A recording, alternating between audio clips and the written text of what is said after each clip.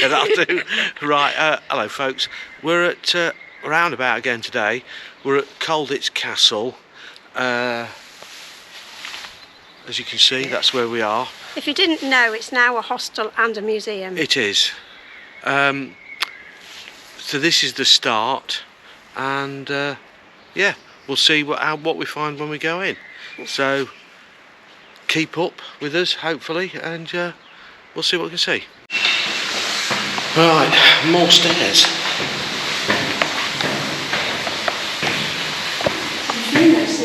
Yeah, the lady was saying they're marks of the Freemasons, but whether that's true or not, I don't know.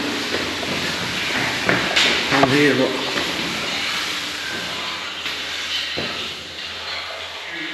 Ask my mate Fozzie, he knows about all those sorts of things. It's a lovely window, very slow and steady. Yeah, it's very clever, isn't it? Yeah. Yeah, more marks there.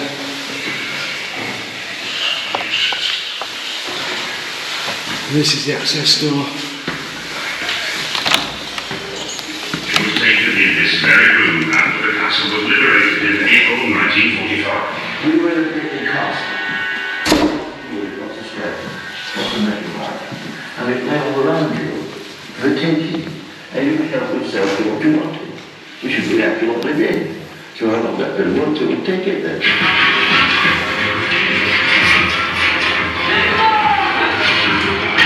As the team in the attic is discovering, one quality that set the British apart was imagination.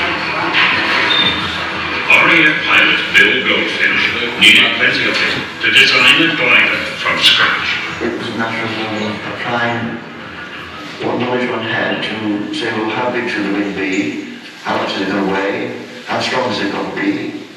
We worked all these things out on the paper. Goldfinch knew how to handle an aircraft, but had no idea how to build one. Luckily, Colditz had a surprisingly well-stocked prison library. In Colditz, he found in the prisoner's library these two volumes, Aircraft Design. I look at the inside these volumes, and you see the most incredibly detailed pictures. I mean, this is the section of a wing. This is all the basics of what you need to fly a plane with a couple of people in it. To turn his ambitious design into reality, Goldfinch teamed up with one of the best craftsmen in the camp, fellow RAF pilot Jack Best. We had been mates, ever since we'd been prisoners, I think, really. So we more or less talked with one voice. We were called the two old crows, but all wicked apples. Altogether, 16 British prisoners built the glider. So, Daddy? Yeah? I want to show you something down here. They concealed themselves behind a false wall at one end of the attic, above where Tony's working. They shortened an attic with a fake wall which was never discovered, behind which a whole glider was constructed. Up on the roof of the castle, carpenters have been building the wooden platform that will form the glider's runway.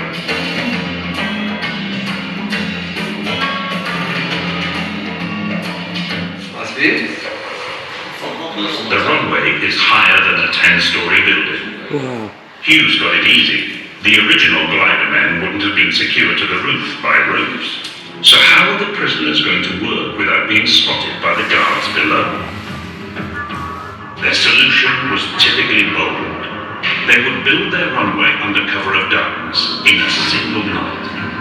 Although the castle was lit by floodlights, the apex of the roof was in shadow, allowing the men to work without being seen. The glider workshop was directly behind the runway roof. They planned to knock a hole in the wall and lay out a line of tables taken from their rooms along the ridge. This would be their runway. Then they'd assemble their glider before hanging their bathtub in place. They'd be gone before the sun came up. It's the end of week 1. The glider's wooden framework is almost almost finished. So Hugh turns to the mechanism that would launch it off the roof.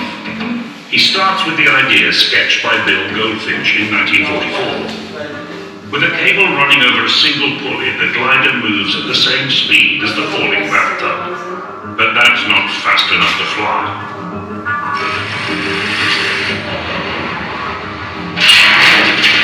No matter how heavy the bathtub is, it can't accelerate faster than gravity, or 1g. And at 1g, the glider won't have reached launch speed by the end of the runway. Hugh's solution is to run the cable around a second pulley. The pair of pulleys acts like a pair of gears. Now, for every meter the bathtub falls, the glider moves 2 meters forwards. With the glider moving twice as fast as the falling bathtub, it should be able to reach launch speed by the end of the runway. At least that's the theory. But will it work in practice? The fuselage was covered with our bed sheets. We had sort of blue and white check bed sheets. And I do remember helping putting these sheets on. And then I remember sitting with a sort of brush thing, dabbing what I was told was dope on it as well. Dope is a type of varnish that's applied to the fabric on airframes to pull it taut and make it airtight. But the prisoners didn't have access to it, so they had to improvise with porridge, made to the Colditz recipe that used millet instead of oats. The starch in the porridge shrinks as it dries, tightening the fabric. At least that's the theory.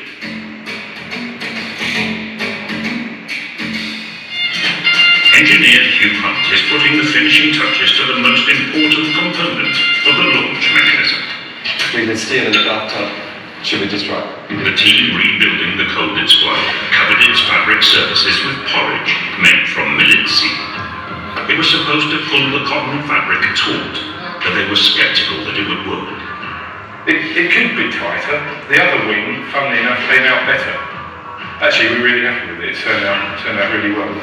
But it will make getting the glider onto the runway much more difficult.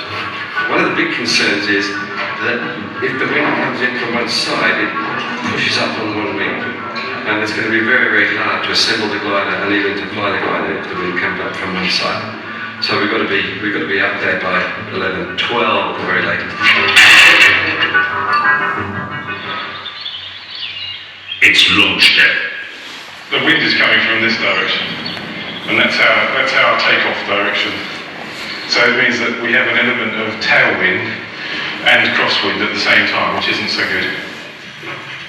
Their first job is to get the glider onto the roof. To lift the pieces of glider around the clock tower and onto the roof.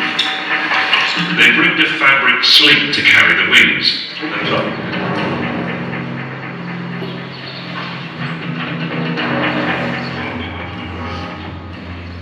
Don't look sketchy at all, does it?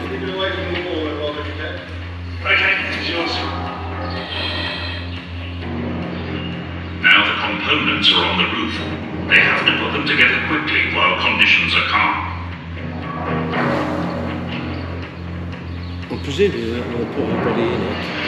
With half the town closed off, the other half is crammed full of spectators. At last, the glider's in one piece. Nothing like it's been seen in Colditz since the war. Although the original glider never made it out of the attic, that it was conjured out of thin air by starving prisoners speaks volumes about the Colditz spirit. Tony, what do you reckon? That's fantastic. It does. Just need to get going as soon as we can. Yeah. We'll put our radio up and get that. Yeah, get going. Yeah. It's midday.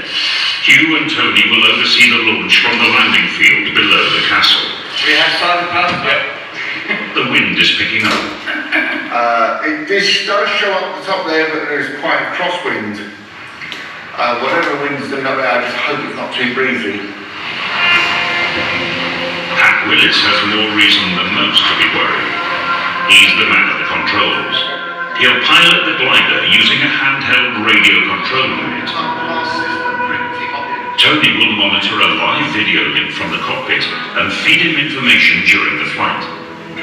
When it went down the bag, set the glider off, there was a German goon underneath patrolling, so we swat one of them on the way. But that rolled out of water, it wasn't cricket. They'll be ready to launch once Pat has done his final checks. Bill Goldfinch and Jack Best never got this far with their glider, but they still had an answer to the question, would it have flown? Oh yes. Then do we? Well, I think we would have certainly descended to Earth. We're ready to go down here. Hugh's glider had better do more than just descend to Earth, for the sake of Colditz Town. We're all clear and ready to go. Everyone happy? Everybody happy? Anybody? I'm happy on this. Right on cue, the wind starts gusting. 30 seconds. The crosswind is lifting the glider up on one side. Very good. Rope specialist Jim crouches under the wing, ready to pull it level by hand. Alright. And we're to go. Please tip back this way, everyone. We just want the wind to go in the right direction and we will go. We'll go out to record. Ready? Come on, please go back.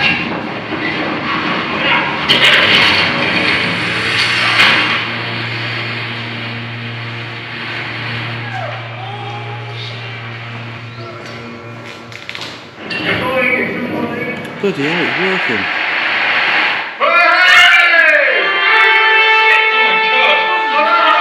Oh, good God.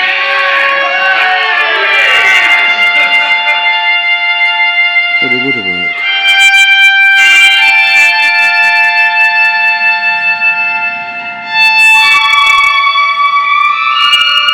We had just no idea whether this was going to work. And even as the glider came off the end, went down like this. No, it's not going to work. It's going to end up in the village. But up it came, and that was just an unbelievable moment. It just couldn't be. We had no idea. And there it is. Smashed a bit. We have shown that launching a glider from the roof of Colditz by bathtub method is possible. It is definitely possible. It's tricky and it's quite stressful at times, but it is possible.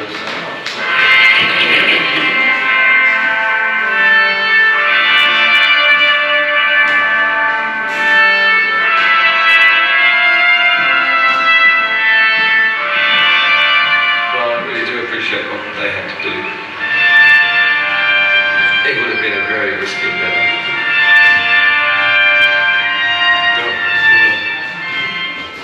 Troops from the United States First Army liberated Colditz Castle on the 16th of April 1945. A journalist attached to the unit took the only known photograph of the glider.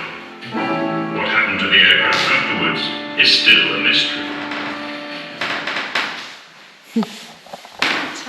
That's really good, wasn't it? Yeah. Right. Well, that was interesting.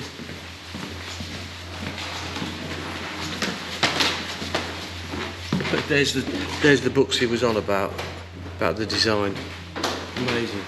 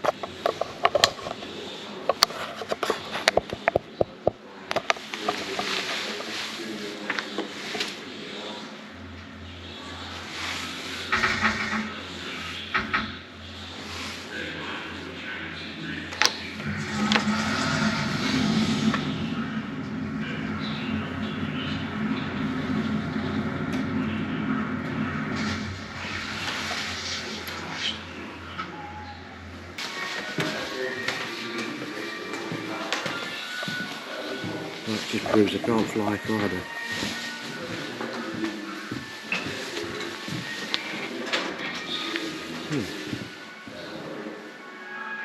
Quite taut. Very interesting.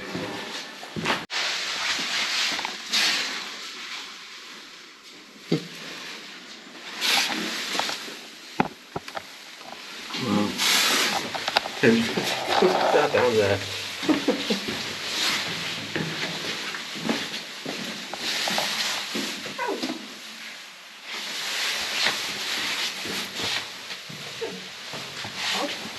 Isn't it?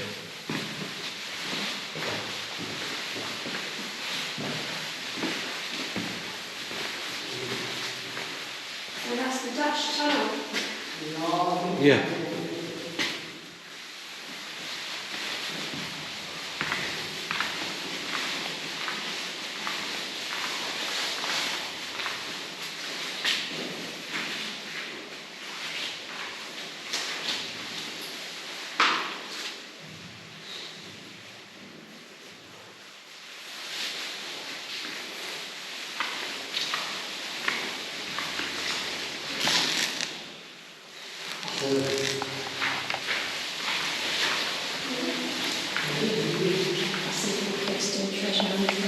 Yeah.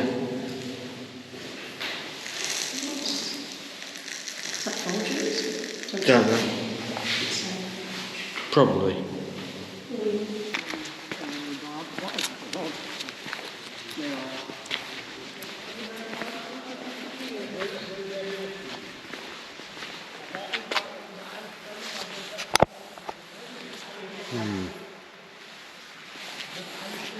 Should have had a shape, I think.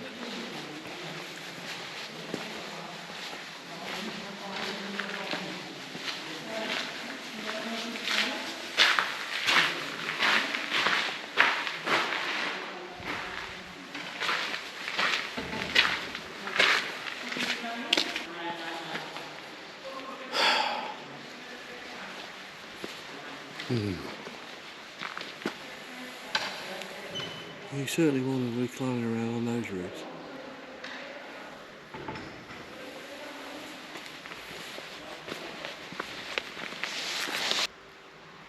Yeah. I've been caught.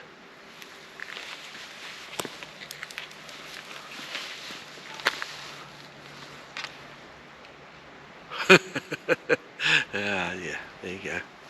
Let's see if we can do the same with these two buddies over here.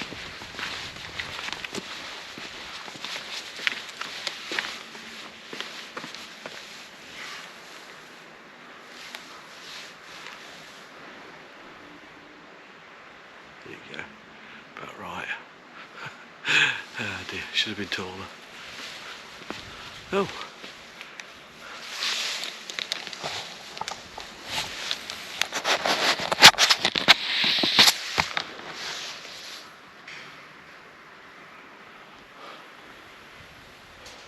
They reckon they keep finding more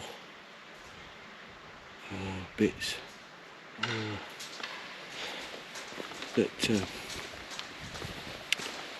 they keep finding tunnels and bits of information and all sorts of bits from the war from when they were escaping all the time.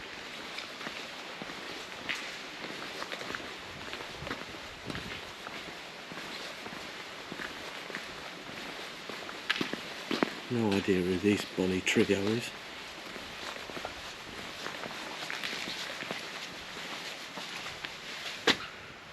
What's this out the back? Flight Lieutenant Dickenson, Squadron Leader Stevenson, and Flight Lieutenant Parker. There you are.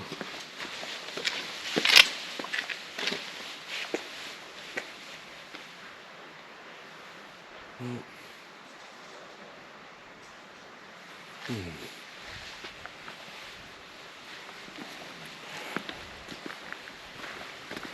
interesting place. Interesting as I thought it would be. Probably not. Is it worth coming here? Yeah, probably. I don't know. Your overall thoughts on the place? I quite enjoyed it. Yeah. I thought these the rubbish. Not great, no. No. I think. Information to read was better. Yes. I think get rid of these stupid things and have more written information would be far better, I think, in my personal opinion.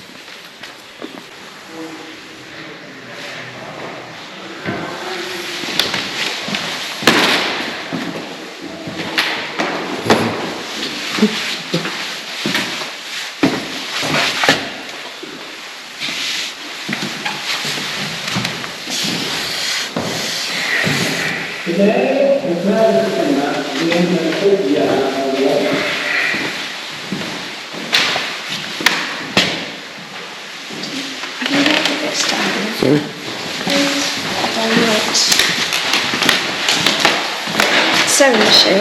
Sewing machine owned by Lieutenant Hamilton Bale. You had to promise to use it only for theatre costumes. Yeah. A wooden sewing machine. And then here, light box. I can't read it. Making secret photocopies disguised as theatre lighting. Yeah, they were clever. Very clever. Oh, it was great, those bits.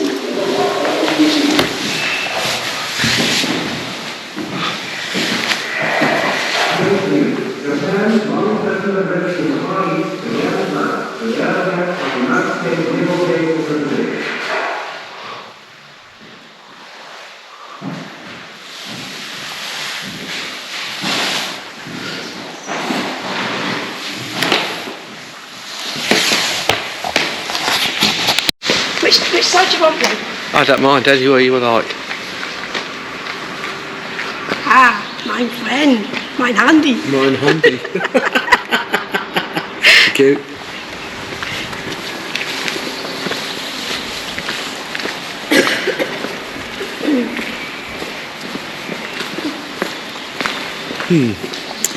Well, there you go. So. Little peep of property. Towards the water there, isn't it? No. Side, Yeah, we'll have to have a look at that.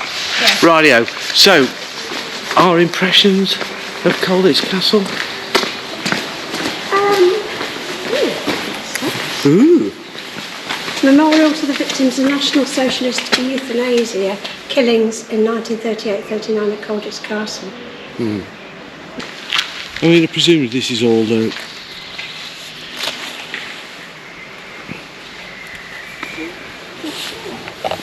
No, it's the youth hostel. So yeah, this is all youth hostel stuff now.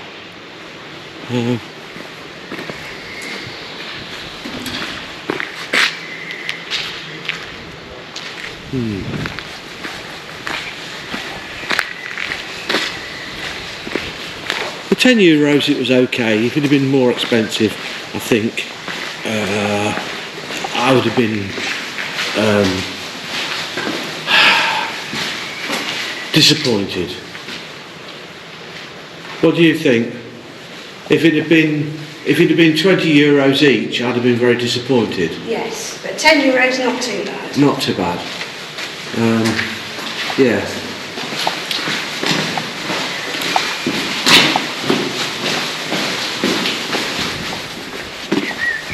Farm down there, isn't it?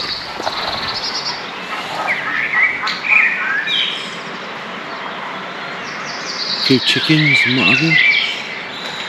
We're going to have a walk down towards the lake. It's a river.